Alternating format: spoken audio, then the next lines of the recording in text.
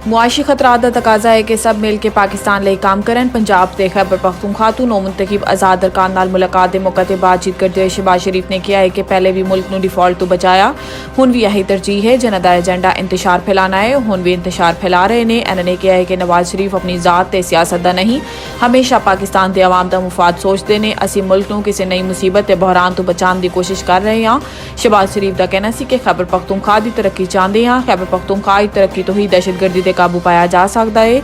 पंजाब के खैबर पख्तूनख्वा तो आए नौ मुंतखब आजाद अरकान ने शहबाज शरीफ से मुलाकात तो बाद पाकिस्तान मुस्लिम लीग नून की शमूलियत का ऐलान किया। नून लीग शामिल होने वाले अरकान एन 92 भक्कर तो आजाद उम्मीदवार रशीद अकबर नवानी, PP 90 भक्कर तो अहमद नवाज नवानी, PP 92 ते 93 भक्कर तो आमिर अनायत शाहानी, PK 106 तो हशाम इनामुल्ला खान, PK 82 तो नौ मुंतखब आजाद रुकन मलिक तारिक अवान शामिल ने। इस मौके पर गलबात करते हुए KP तो नौ मुंतखब आजाद रुकन सूबाई असम्बली मलिक तारिक अवान ने कहा है कि मुस्लिम लीग नून ने हमेशा मुल्क की तरक्की लिए काम किया है। नवाज शरीफ ते शहबाज शरीफ की क्यादत विच मुल्क नूं अगे लैके जावांगे।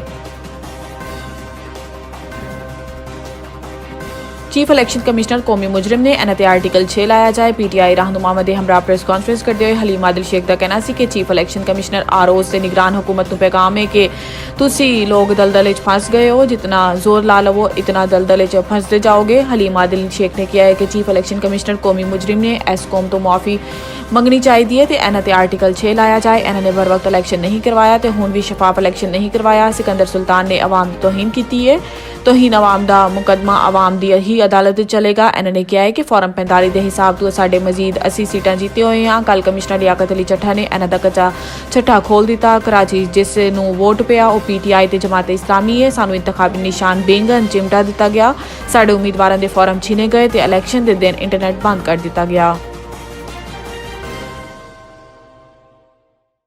KP तो कौमी असम्बली की 45 नशिस्तां ते कामयाबी के नोटिफिकेशन जारी। KP तो 43 आजाद अरकान की कामयाबी के नोटिफिकेशन भी जारी किए गए, जिन्हें PTI हिमायत याफ्ता उम्मीदवार असद कैसर, उमर अयूब, शहरियार अफरीदी ते शेर अफजल मरवत समेत दीगर ने नाम शामिल ने।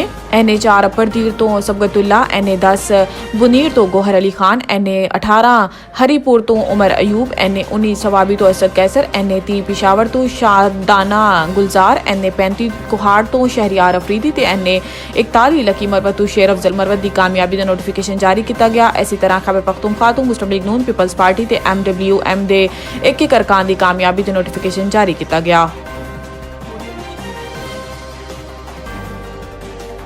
लियाकत अली चट्ठा PTI ते जनरल फैज़ दे करीब सी। इस्लामाबाद कमिश्नर रावलपिंडी लियाकत अली चट्ठा जो अपनी निगरानी च इंतखाबी धांधली कराने के इल्जाम तो बाद बैनुल अक़वामी शोहरत हासिल कर चुके हैं। इन्हां दे PTI दे रहनुमावां ते लैफ्टिनेंट जनरल रिटायर्ड फैज़ हमीद दे नाल बेहतरीन ताल्लुकात रहे ने, जबकि इन्हां दे खिलाफ बदअनवानी की 11 इंक्वायरीज भी रेलतवा ने। ताहम जनरल रिटायर्ड फैज़ हमीद दे जराए ने कल होने वाली चट्ठा की प्रेस कॉन्फ्रेंस तो अपने किसी किरदार की तरदीद की है। मामला तो आगाह जराए ने दस्या है कि इन्हां ने इमरान खान की बहन उज़मा खान लई जमीन के हसूले अहम किरदार अदा किया, जिस तो बाद एक सैटलमेंट तब्दील करता गया तो जिस बारे पंजाब एंटी करप्शन इस्टैबलिशमेंट छानबीन कर रही है। उज़मा ते इन्हां दे शोहर जो कि इस केस शरीक मुलजिम ने ते इन्हां दोनों नूं जमानत ने खुद चट्ठा नूं भी ACE च छानबीन का सामना है।